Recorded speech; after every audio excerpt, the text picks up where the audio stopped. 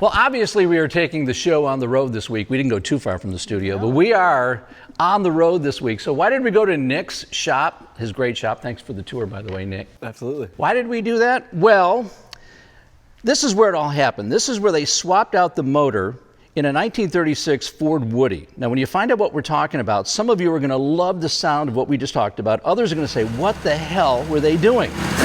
So let the debate begin. All right, I'm going to welcome Nick back. Nick Sloatman, true hot rodder.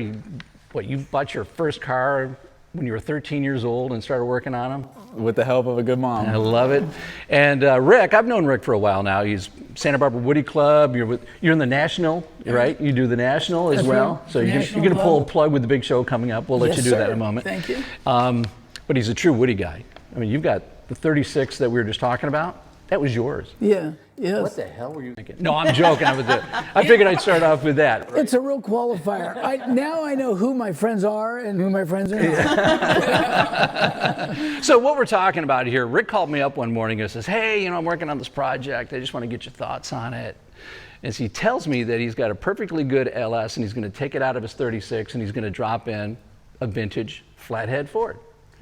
Right? That's right, yeah. And the question was, do you think you're nuts? Do you think I'm nuts? And I said, look, my opinion on that is, look, if that's what you want to do and that's what's going to make you happy, you just do it, right? That's right. Okay. But we're curious about what other people think about it. So I know there's going to be a pretty good debate about this. So Nick, when Rick came to you and said, hey, here's what I want to do, what were you thinking? Oh, 100% in. Yeah. Especially owning a hot rod with a flathead V8, it's like, why wouldn't I be in? Yeah.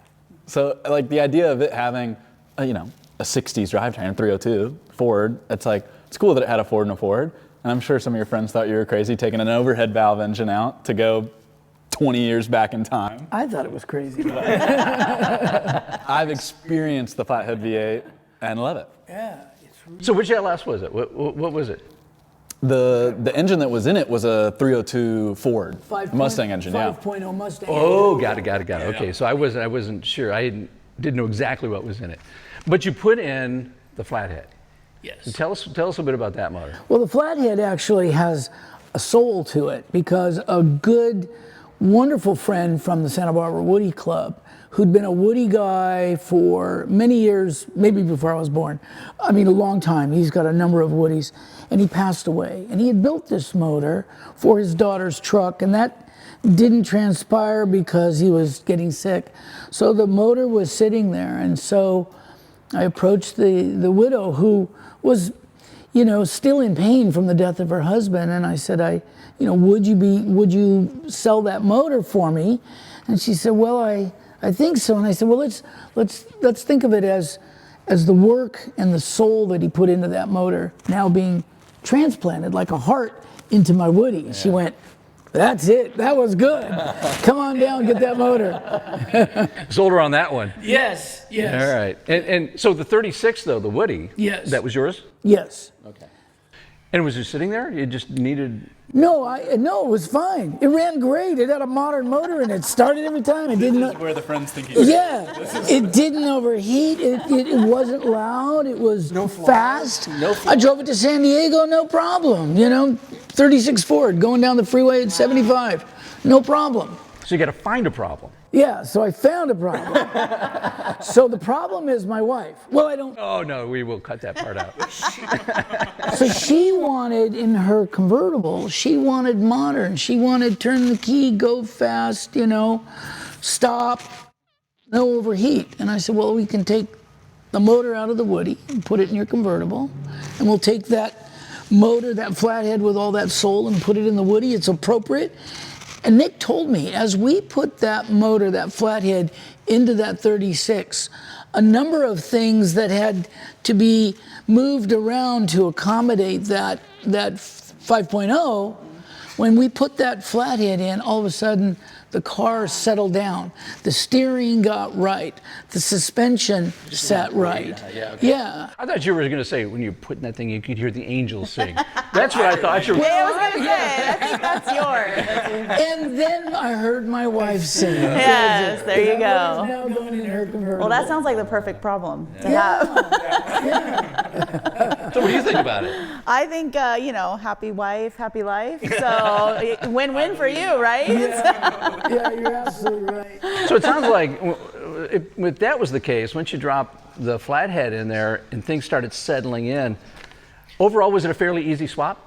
Yeah, and it was kind of from even before I saw the car, knowing that from the engine back, it was a 36 Ford, 3-speed, closed driveline, banjo rear end. I mean, it was everything except the flathead. So not a lot of modifications to dropping in what was there before. Yeah, it was really like doing justice by what the car is. I mean, it's from appearance to mechanically, it very much still is a 36 Ford that just happened to have a 302 in it. Right. And so when the 302 became to make more sense for the convertible and the flathead came about, it was like, it kind of, I don't know, I'm very much a romantic when it comes to old cars, and this was a situation where I'm like, hey, there's destiny's telling us what to do here. Like, we don't even have much of a choice. Well, I mean, and you brought up a point too. Flatheads tend to run hot. How do you, do you agree with that one? No. And you don't think so? Okay, No. all right. So, Older flatheads that haven't been taken care of. okay, that would take care and of that I problem. feel like, So you don't have to deal with anything to make this thing work? well, not that you don't have to deal with anything, but I think that in my time being into cars, especially older cars, I've heard, oh, flatheads overheat, they do this, they're not worth this, whatever it may be.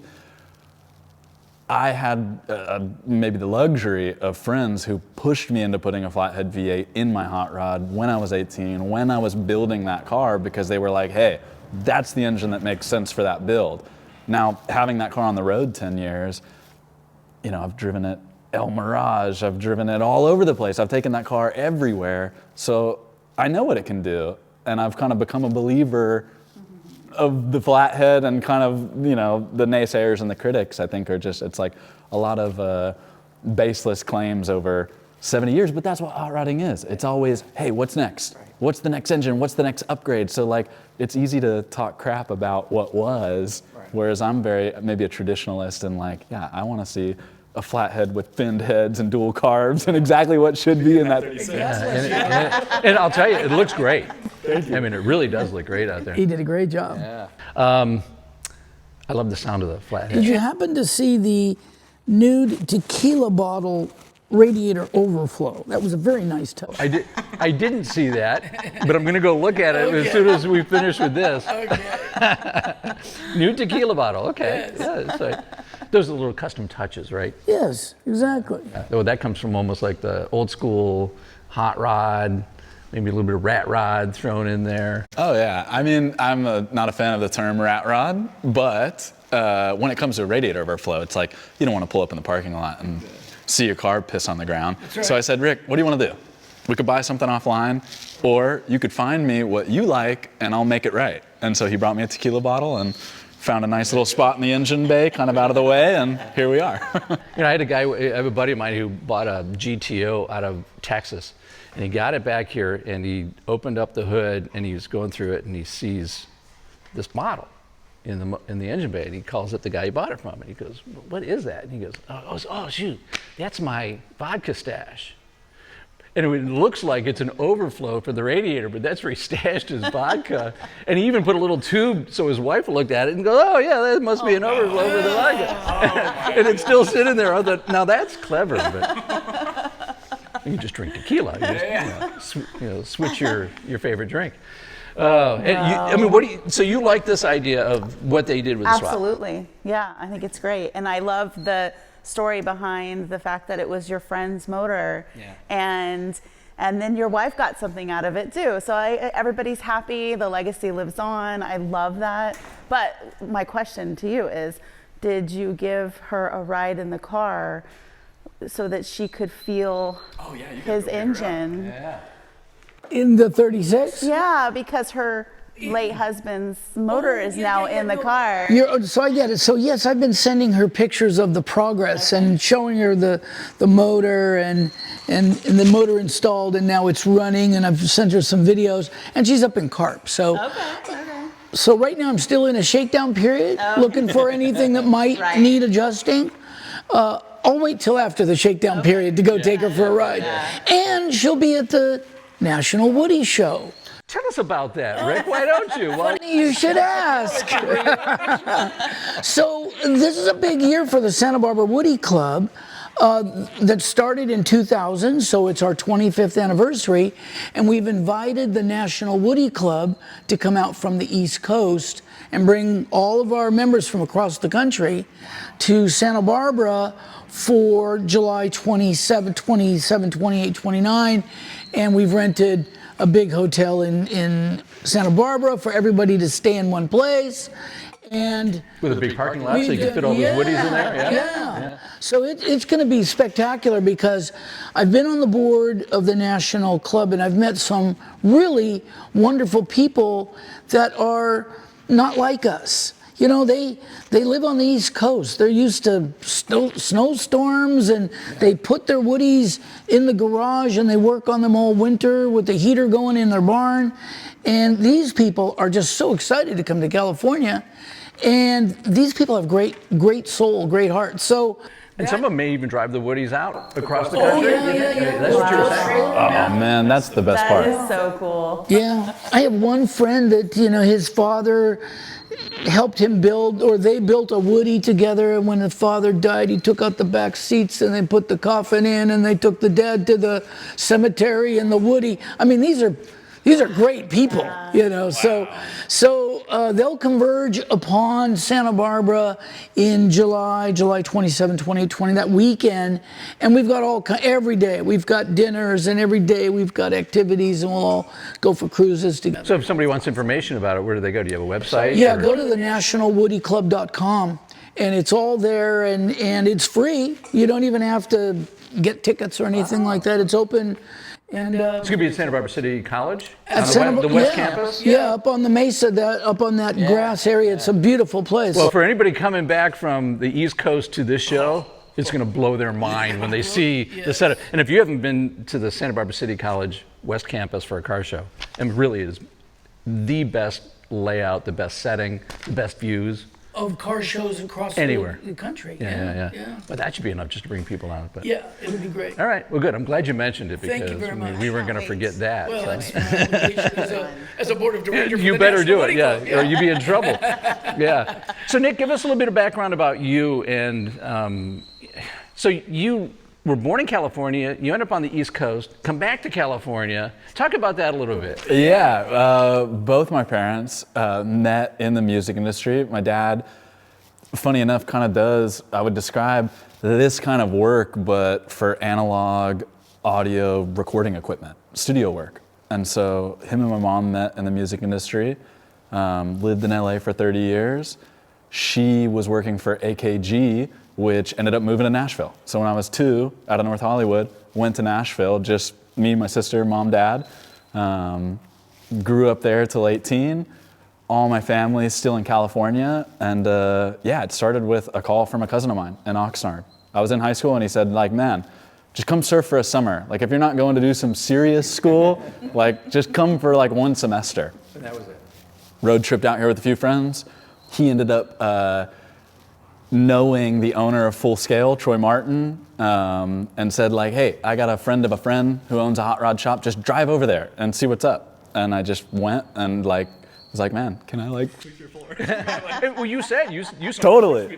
That was the beginning. It was like, yeah, okay, you can like clean. And then a few months, okay, like you can work on this car. Okay, a few months later, okay, now you can work on like some of the more important cars, and just started doing it. But really didn't know, like not from, I'm kind of envious of friends that I have who are like born in car families. So this, like my knowledge of cars was like enough to break down a few times, but get to California, and then learning really what I know about cars here in Oxnard, Ventura. That's a great story. Yeah. And then obviously at some point you get enough skill where you think, I'm going to open up my own shop.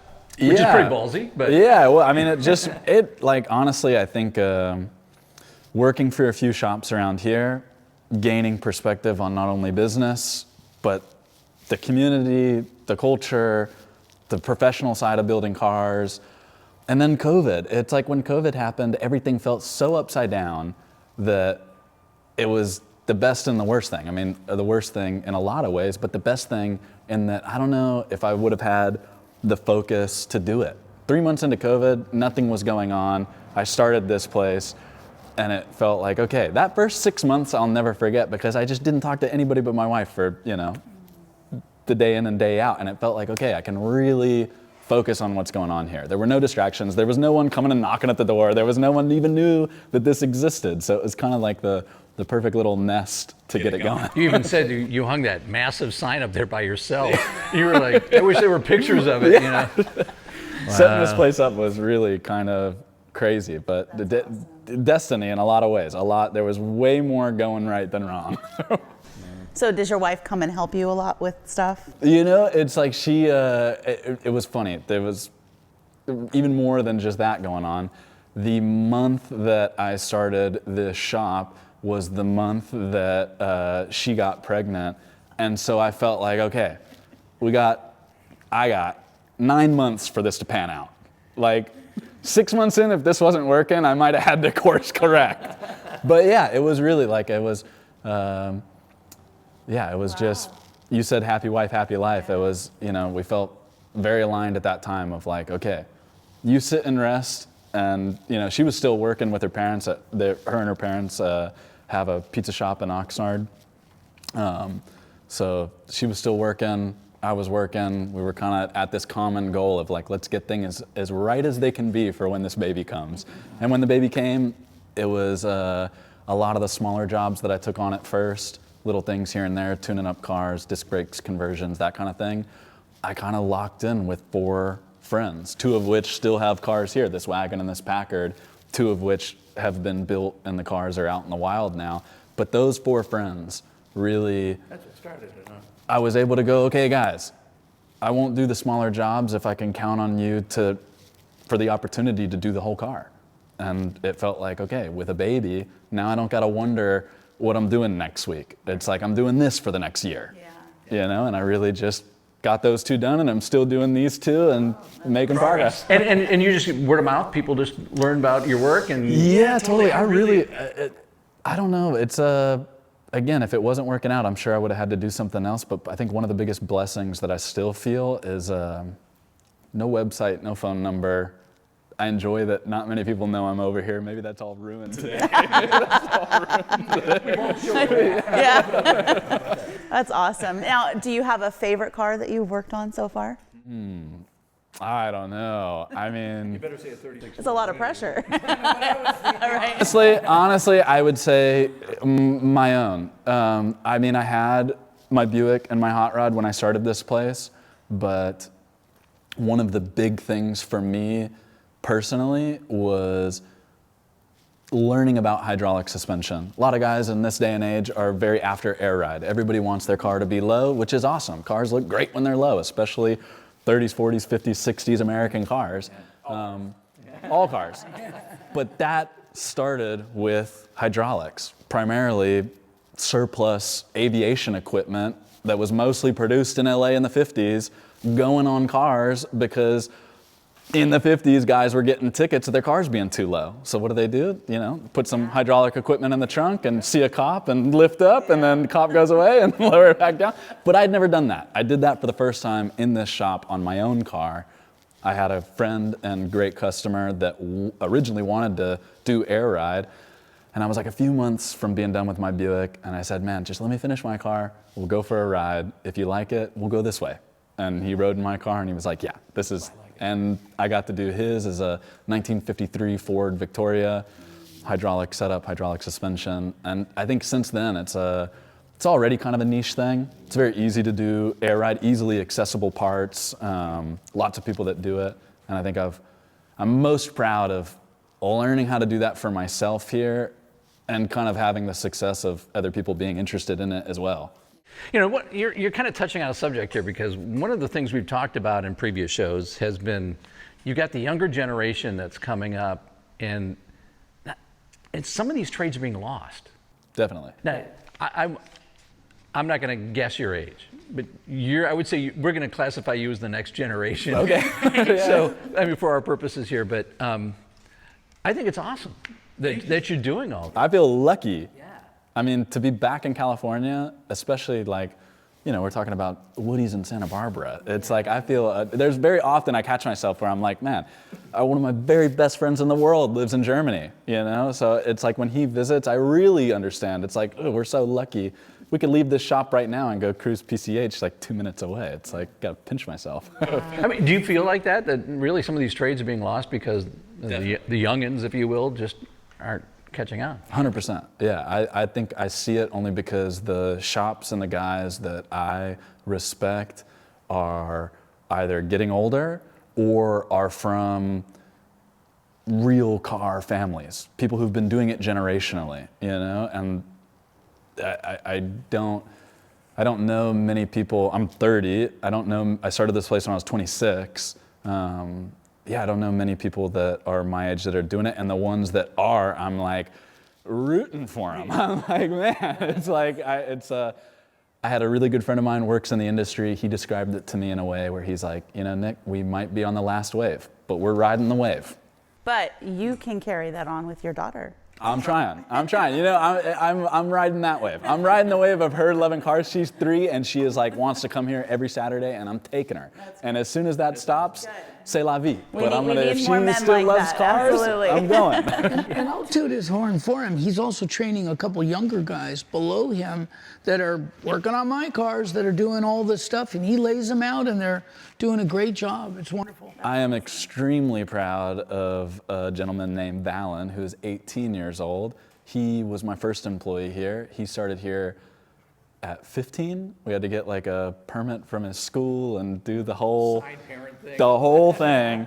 And yeah, from his dad is in the Dukes, grew up in Santa Barbara, car culture in his family, came to the first kind of shop party that I threw here, and I was like, hey kid, if you want to like do something, then come over here after school. And he was riding his bike here after school, and now he's 18 and building his own car in the parking lot here, and like he's my right-hand man. That's awesome. Great. Wow. That's great. I love it. Yeah, I mean that's how it keeps going. Yes, absolutely. That's how it keeps. And who knows? Maybe 30 years from now, you'll have like the coolest shop in the Ventura area, right? Other than yours, you'll be like, you'll be the old man in town, right? And you'll be the new guy. Hey Nick, so do you think the key to carrying on for the next generation, especially since it's like a couple generations that have started this trade that you're kind of picking up, do you think the key is people like yourself spending the time with those kids and the younger generations to keep it going, like encouraging them? Because I know plenty of shops, guys out there that didn't want to share any trade secrets or nothing like that. Do you think that's the difference with your generation versus the older ones? Oh man, I don't know. It is, having Valen was like a blessing. It was just the right place, right time. I think if I could help in any way, I'm not sure how to answer that, but I think if I could help in any way, it would be like the people who are my age or younger that I approach, just being cool to them. Because I know even when I moved here at 18, I didn't know what a hot rod or a custom was. And you encounter a handful of old guys that are just too salty to even give you any good information, And it's like, I don't know. I think character-wise, I kind of got around that, but also it's tough. It can be tough talking to people who are 50 years older than you, And I feel like if I got to remind myself of anything, I hope in 20 years, I'm giving an 18-year-old kid the time of day about an old car. Yeah. If he's even thinking it's cool, I'd rather spend the time talking to him than somebody my age at a car show. I'd rather go like, hey, like, why do you like it? What do you think? Like, what is piquing your interest about it? Yeah, I do too. I mean, I would hope that if there are any old timers out there who, are stodgy with their knowledge, hopefully they pass it on. Because, I mean, seriously, there are so many tricks. When you talk to some of these guys about how they did what when you talk to them about their builds, and they explain it to you in detail, and you go, whoa, I never thought about doing it that way. Or, that's ingenious the way you did that. You would hope they would pass that on, because the talents are, the knowledge, it can't disappear. And for me, one thing that reminds me of is I feel so lucky at this time that at 18, at that first shop I worked at, particularly my coworker Kelly, was 15 years older than me, but had a love for traditionally styled hot rods. And he gave that to me. And I think what was motivating about that to me at the time was not knowing what a hot rod was. His best explanation was like, Nick, you can study these old photos. You can study this old stuff. It is online, and it's like the playbook on how to build your car. And so I think I gained a love for the traditional style because it felt like achievable. It felt like, oh, this has been being done this way for long enough that I can answer most of my own questions stylistically and mechanically. It felt like I could do it. That's awesome. Well, starting with a flathead Ford is a good way to start off. Totally. I mean, that's about as classic as you can get. Yeah. Ford flathead. Again, I love the sound of a flathead. They just have a sound. Well, you're right. It's a sound of soul. And that is the origin of the aftermarket car world. Speed equipment for a flathead V8. Yeah. That's the big, we're talking, that's like in stone. So Rick, what would you say to someone who's a naysayer about taking out the LS and putting in the flathead? What would you say to them? Like, why did you do it, and why should you consider doing something like that? Besides, get a life. Right. Exactly. I vote against that, by the way. I vote against that. No, I just got back from Barrett-Jackson Car Week in Scottsdale, and the market for restomods is strong. That's where the money is going right now. But if you go out to the back, or if you go over to the Pavilion's car show, that's been a car show in Scottsdale for 60 years, there's a lot of youth out there. There's a lot of different people doing different things. And, and it's cars from different countries, and they're doing what they can because they got it cheap and they're working on it themselves and they're saving the money. And it's a very diverse community that we belong to, and it's great to see that. And it's great to see the guy that says, you put a flathead in, I don't understand. But come on, go for a ride. Listen to this. Yeah. And I'll show you, this thing's got as much torque as that 5.0 does. Yeah. It's great. Yeah. And it's nicer to see when you open up the hood. And it's really pretty. It really is pretty. The flathead looks better than Yeah, it does. It looks good. Thank you. Yeah, I right. mean, I don't know power, but that's... Yeah. But it's also about the special idea behind the build, the engine being your friends. I mean, that's like, it's the stories. The stories are what keep things alive and exciting. So, Yep. yeah. In case you haven't noticed, we got Dan working behind the camera and Gabe. So when you hear questions off in the distance, it's those guys. Yeah. I mean, it's not like we ditched Dan and Gabe today, so they're still with us. All right. Well, we really appreciate it. Nick, thank you for the tour. Thank you for all the information. We'll be back here again. I think what you're doing here is amazing. Yeah. Man, really thank is. you guys for coming. Really, this is Rick. Thank you for all of this. Thank you. Thank you for the opportunity to do the car. Yeah. And thank you for putting that flathead in there, because I think it's better that way. Thank you, CJ. Yes, you got our votes. Let's put it that way. Good. All right. All right, so thank you for watching West of Tulsa. Don't forget, you can go to our website, westoftulsa.com, if you have any ideas. Hey, if you have a shop and you want us to come do the same thing at your shop, let us know. We may even go east of Tulsa. That's how dedicated we are. That's right. Yeah, sorry, that's right. So we have our tip line page. Oh, that would be the tip line page. So We do have a tip line. no, then we got the tip line page. We also have our YouTube channel. I can do that I without was going Gabe. to take Gabe's That's part it. in that, but I wasn't sure. All right. Yeah. Nick, thank you again. Thank you both. And Thank you. And thank you for watching. We'll see you west of Tulsa.